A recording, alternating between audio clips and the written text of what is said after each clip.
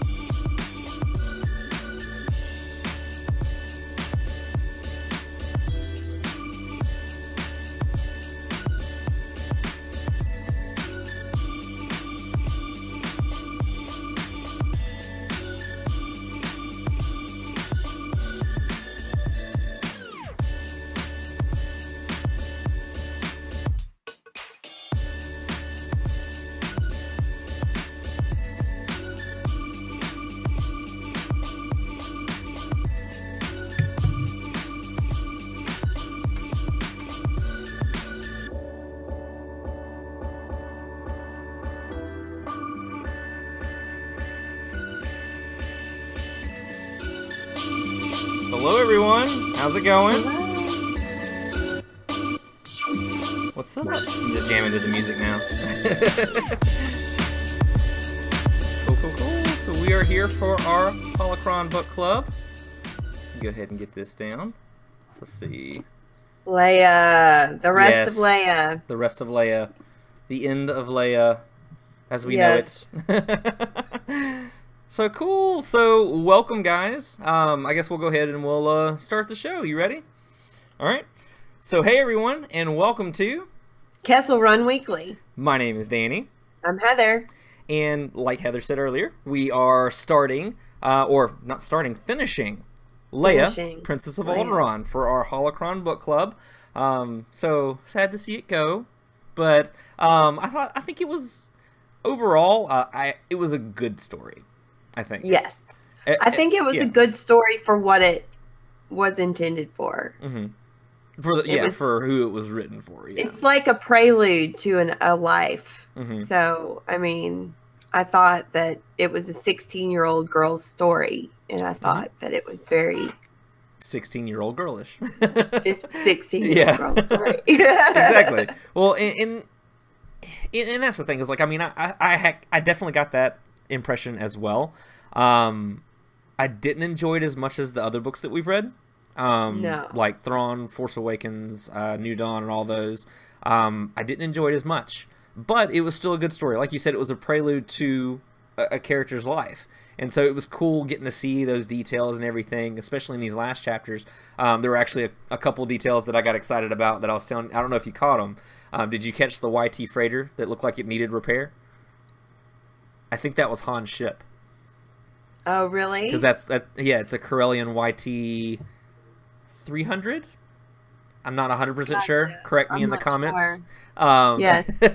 Yes. But yeah, so it's a YT freighter, and that's what I thought of. She's like, I saw it over there, and it looked like it was in need of dire repair. And I was like, oh, please be the garbage. Please be the garbage, yes. I wanted her to be like, it looked like garbage or something like that. But I think that was Han's ship. The second thing, where she was talking about the senators being held captive at the Senate during the Clone Wars by bounty hunters, that was in the Clone Wars cartoon. Like, that was Cad Bane and his band of misfits and everything. I knew that it was a reference to something. I didn't know specifically because I hadn't watched that episode. I did intend to ask you when we talked about it, though, because I knew you'd know. I got excited about it. And that's the thing is, like, throughout this book, like, that's what I got excited about. Were little tidbits here and there of, oh, I know how that's going to end. I know how that's going to end. Stuff like that. Like even the way that the book finished, it was like, I can't remember exactly how it said, but it was talking about my home, all this other stuff. I'm never going to give it up. And I'm just kind of like, you're not going to have a choice in the future. Yeah. But, the whole book, yeah. You're like, it's just irony. Because like the whole time, anytime she made a reference to something like that, like we get it, but like I almost felt like it was just too obvious of a reference. Yeah. Personally, like it kind of got to a point where it was just kind of like, I got you, but I don't know. Like, what did you think? I agree. Mm-hmm. I agree, but I mean, too on the nose. It's a kid's story. True. Well, and again, I'm not saying that it was a bad story. No, I'm just saying that I read it that way, mm-hmm. as a kid's story. You know, yeah. I thought it was. Yeah. I thought it was sweet, and you know, I'm glad she didn't grow up. I mean, she grew up with horrible things that happened, but mm-hmm. she wasn't marred by, you know. Right. There are horrible things that happen in the galaxy, and it only pushed her forward, which was really cool. Right. Which was to be expected of Leia. Right. I don't feel like that's something that we can go, oh yeah, that's not something Leia would do. It was Leia to her core. It was really cool getting a look inside the character. Actually, what I was most excited about in the book was Amilyn Holdo. Me too. Amilyn was awesome. I loved her character, and I loved when we found out why she was trying so hard with the feathers and the hair and the bells and the this and that. And you're like, can you imagine though being on a planet where everything's gray, mm-hmm. and then trying to decide who you were? I thought that was beautiful the way the way that they wrote that, because I mean, yeah, it seemed obvious, and it seemed like the low-hanging fruit for it, to be honest. But at the same time, though, it worked. And it was cool to see why she is the way she is. And a glimpse into her, because I think that was what I was most excited about. Because, I mean, she was the Luna Lovegood of the story, if we're being honest. She was strange, but every single time she was on it. Like, there were a few times she was sharper than Leia, which is really cool in the fact that now they're besties. Yeah. Besties for life. That's awesome. Right. My question is, what split them apart? Because they're obviously not together throughout the new trilogy. Or, I'm sorry, the old trilogy and the new trilogy. So, I want to know, I mean, do they just go to their own duties or anything like that? Probably. Or, yeah. I mean, we all have our own... Mm-hmm. sectors when we're generals and admirals, and that's true.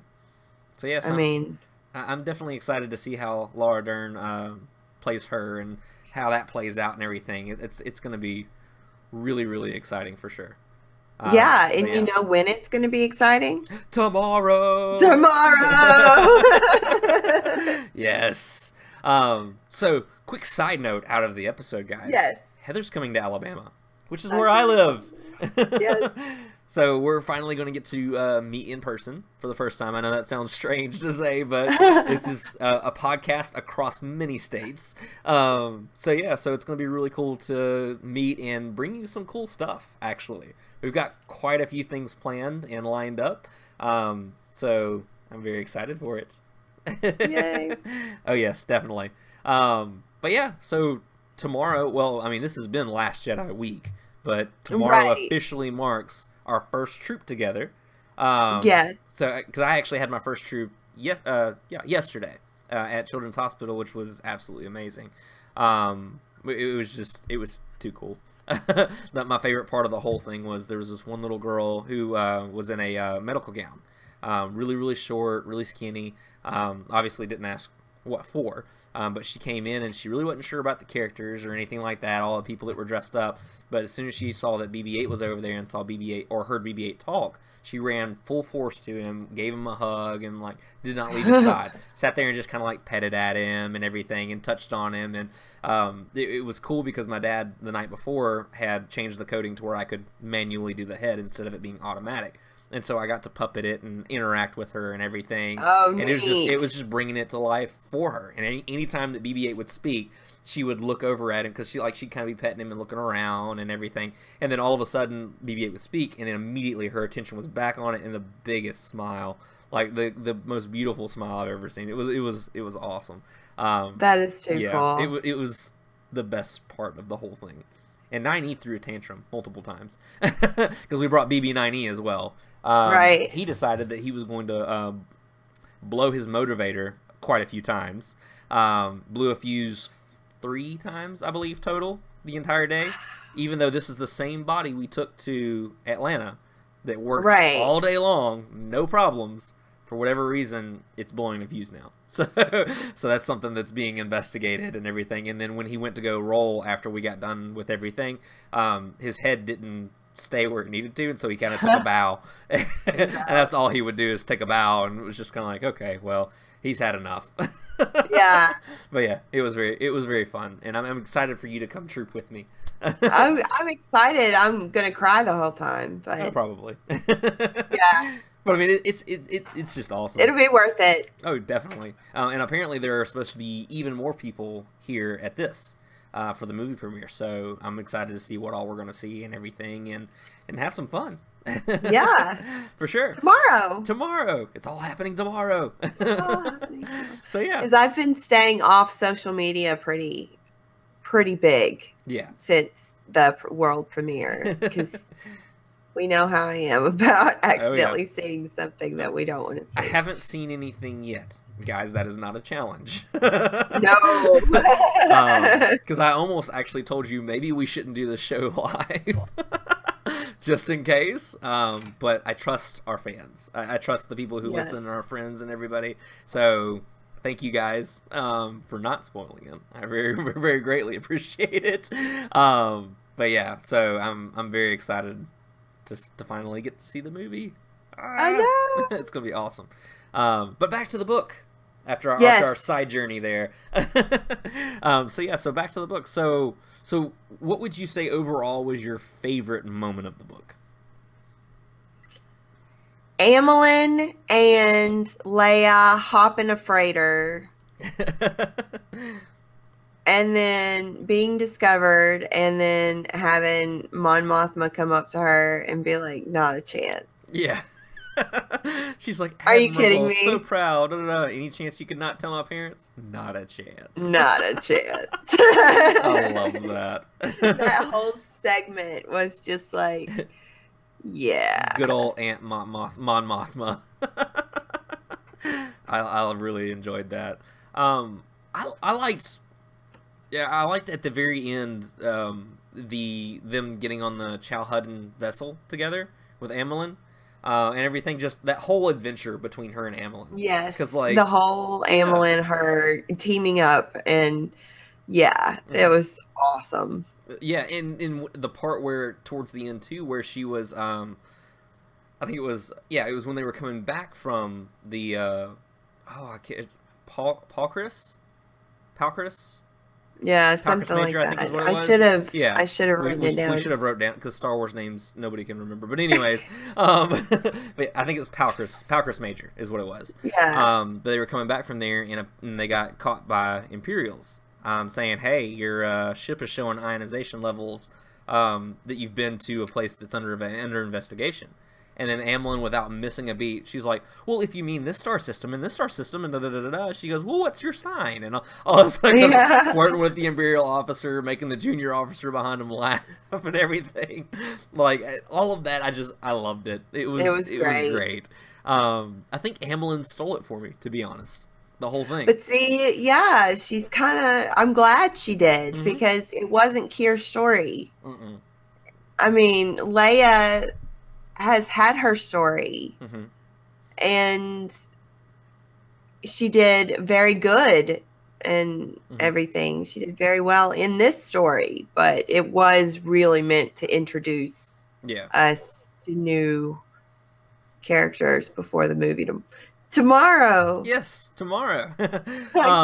It wants to like go, you know, when the movie comes out. No. Tomorrow. Tomorrow. I keep Oh yeah. To confess something though, I didn't really care for Kier. I thought that I would, with him being the romantic interest and all that kind of stuff.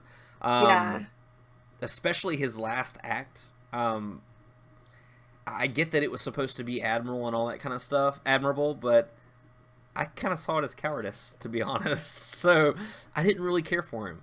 It was kind of like, okay, so I get that you're going to do anything you can to save your system, or save your planet, but at the same time, you just put the girl that you are interested in at risk and her family at risk because you just got all the data you could. You know that they're involved in this, and you said, to heck with it, I'm going to do it anyways.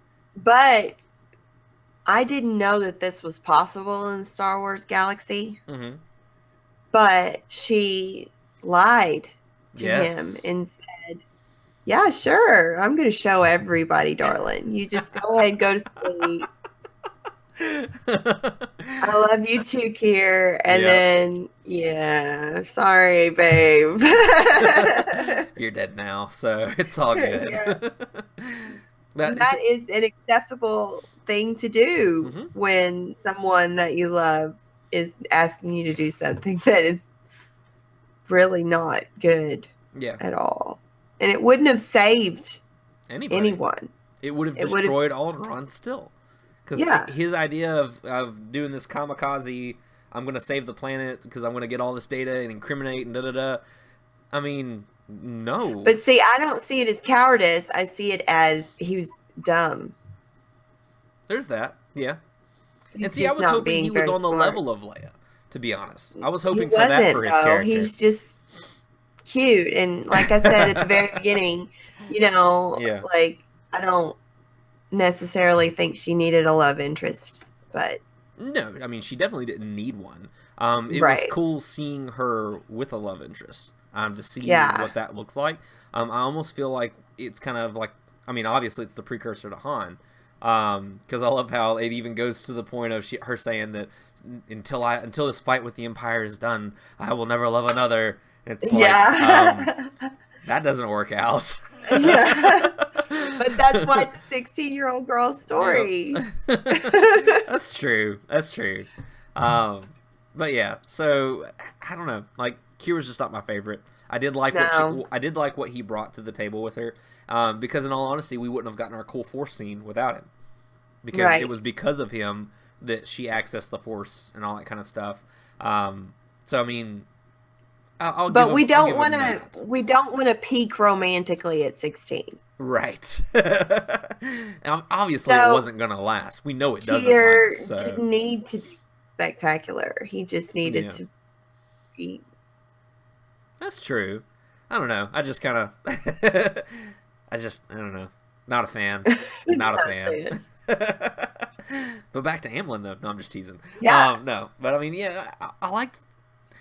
In all honesty, with this being Journey to the Last Jedi, the only thing that I felt was Last Jedi-esque or had anything to do with the Journey 2 that we know of so far has been Amilyn. And so I'm wondering what we're going to get out of Leia coming out in The Last Jedi. Because, I mean, obviously there's the possibility, as much as none of us want to entertain the possibility of that her character may not survive. I would be crushed. Like, I don't think that they would do that. But again, I don't know. So it's a terrifying thought in my mind right now. But do you think she would have wanted us to have this character, to see her character come to just the perfect end if they could figure out how to do it? Well, right. I mean, it definitely needs to serve its purpose. I don't think that Kylo will kill her. I definitely don't. Even though I think it would be awesome if he wound up killing the person that killed her or something. Definitely. But But yeah, even that, you know, I want to be totally surprised. Sorry. yeah. I want to be totally surprised and not, you know. No, I agree. I definitely don't want it to be something that we thought of, because I mean, and that's the thing is all of the spoiler free, like, because everybody, or at least everybody that I follow and everybody on our Instagram feed, Facebook, everything, you guys have been great not spoiling it. Thank you so much. I can't thank you enough, because a social media blackout for us is kind of tough. So, so I greatly appreciate it. But the little bit that I've seen as far as like review wise, I haven't gone and actually sought out reviews. But a few of my favorite podcasters and bloggers and things like that keep coming back to that one thing. Even actually Nathan Garza, Nathan, who was on our show Comment to Fives on Instagram, he even said it too, that this is not going to go the way you think. Everybody keeps coming back to that line. This is not going to go the way you think. And he said that there's some spectacular twists and turns and all this other kind of stuff. Obviously, he loved it. Everyone I've talked to has really loved it. I think I scrolled past one guy's story on Instagram who said that it was absolute trash. And I was like, wow, okay. kind of rough on it.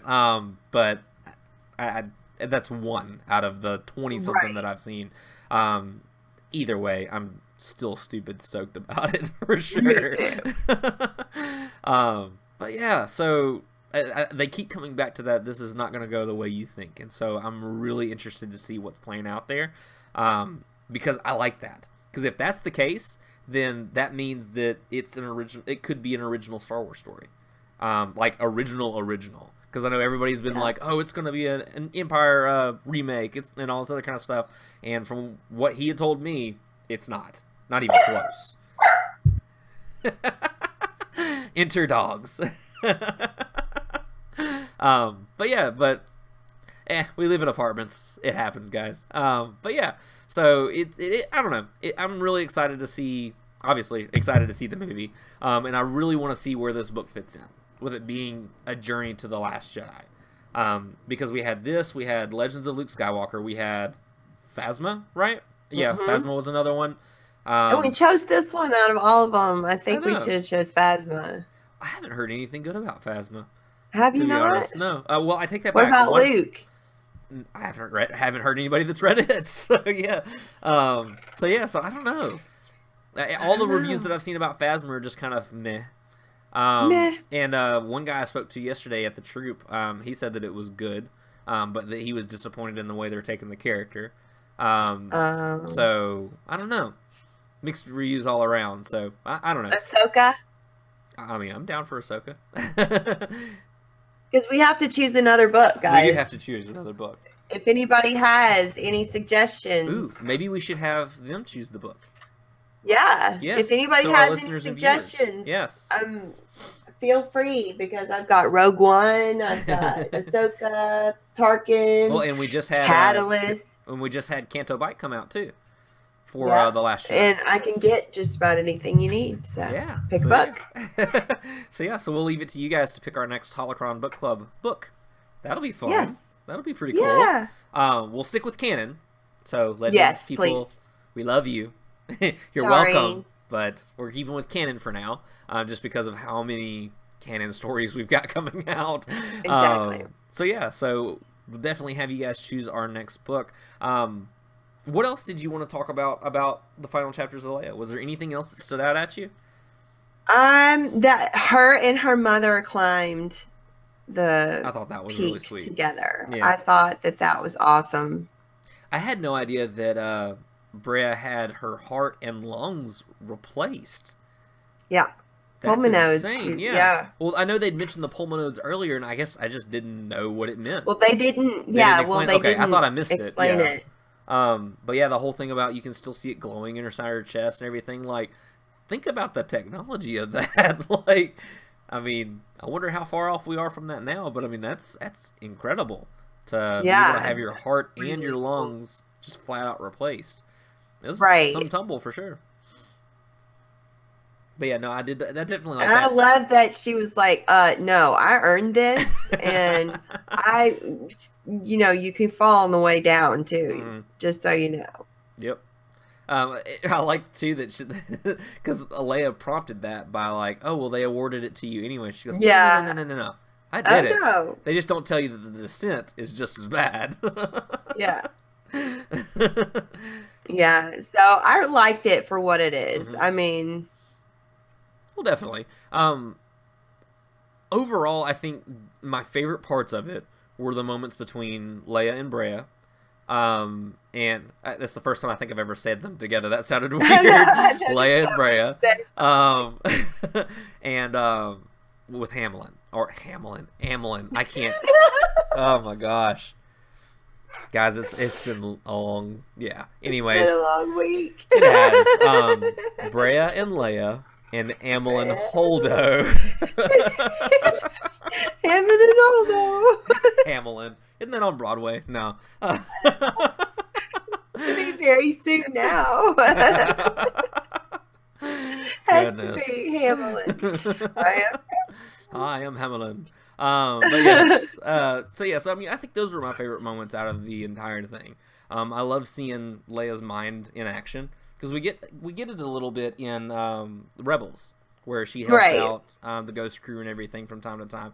But just to see her thought process and the way that it just all plays out, I don't know. I really, really enjoyed it a lot. As far as that part of the book. Overall, I don't know that this is pre-Last Jedi. So if this is in fact Journey to the Last Jedi, maybe there'll be more value added to it or something like that. Because if there is, then our review very well may change on that. Exactly. Yeah, but I mean, as it stands now, I mean, I would say personally, this is probably be a one and done book for me. This was cool. It was a cool intro or kind of a look into the backstory. Little insight, yeah. Because I am a sucker for backstory, so I always love backstory. But it bothered me that I knew how it ended. Well, not literally, but like where this story will go.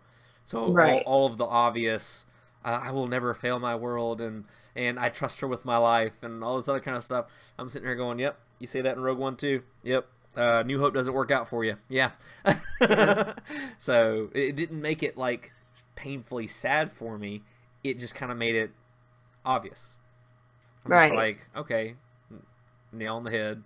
Just right on the nose with it. I mean, so I don't know. What are your final thoughts on it? I don't know. I don't know. I've pretty much said them, I guess. Yeah. That's how I feel, is that it's good for a 16-year-old story. I don't know. It's a junior novel. I think it played out, but I don't know. Yeah. I'm just hoping that some of this is validated in The Last Jedi. That would be very awesome. Because I think that if that's the case, I would 100% change my thoughts on it. Right. If we see these things pay off. I mean, other than the obvious Amilyn and Crate. But it gets to tomorrow. And it's not just anything. Nothing was filler episodes, guys. Nothing was filler episodes. That's true. Yeah, I'm definitely looking to see how this is going to play into the movie itself. Because I mean, I feel like you can't put a tag of Journey to the Last Jedi on it if it didn't actually like mean something or enhance the story in some way. That's how I feel about that. So yeah. But on another note, so we were actually seeing The Last Jedi twice this coming weekend. In the next few days. I'm so freaking excited. I've heard that it changes when you watch it. Like the first watching is different than the second watching. That's why I wanted to come see it a couple of times. Yeah. Because I don't want to do a review of it until we've seen it at least twice. Oh, for sure, yeah. I mean, we'll bring you guys first reactions and stuff like that. First reactions, spoiler-free reactions, by the way. Spoiler-free reactions, yes. So you may see Danny except for that particular part of the movie. Yes. That I will tell you all about. So yes, so all of that's going to be spoiler-free, and then we will have our actual review of The Last Jedi coming out on Monday. So yeah, so that's going to be really cool. And that one will not be spoiler free. It will be spoilerific. It will be spoilerific. So if you have not seen that movie and do not want it spoiled for you, just download it let it sit there, and you know what? You can watch it after, because that way we can talk about it and everything together. Exactly. And then we will be available freely online, because we probably will go dark on Thursday. Let's just be honest. We have now recorded our Wednesday episode. Yeah. We're probably going to go dark for the rest of the week. So we love you guys, and we will greatly miss you. But at the same time, this cannot happen. I had Force Awakens almost completely spoiled for me with Han's death. I am not going to come to that again. I refuse. I will not go quietly. No, I'm just kidding. I was wrong. But yes, so cool. So did you have anything else you wanted to talk about? Anything else you wanted to add or anything like that before we close out? No, I think that we got it. Awesome. Well, cool, guys. So you can find us on social media at Kessel Run Weekly on Instagram, Facebook, and Twitter. And first off, thank you guys so much for listening and watching to the show. We really appreciate you. You guys, we're over 1,300 downloads right now, which I realize may not be a lot for some podcasts, but it's a big deal for us. It's a big deal for us. It's a huge deal for us, and we love talking with you guys every day. I think that's the coolest part, is getting to do these shows and getting to interact with you guys after. And even during sometimes when you guys are able to come to the live shows. And so we just really appreciate you. We're really thankful for you. We love you guys, and so thank you for continuing to watch and listen to us. And we will see you on the other side and The Last Jedi, right? Yes. Yes. So until next time, my name is Danny. I'm Heather. And may the Force be with you.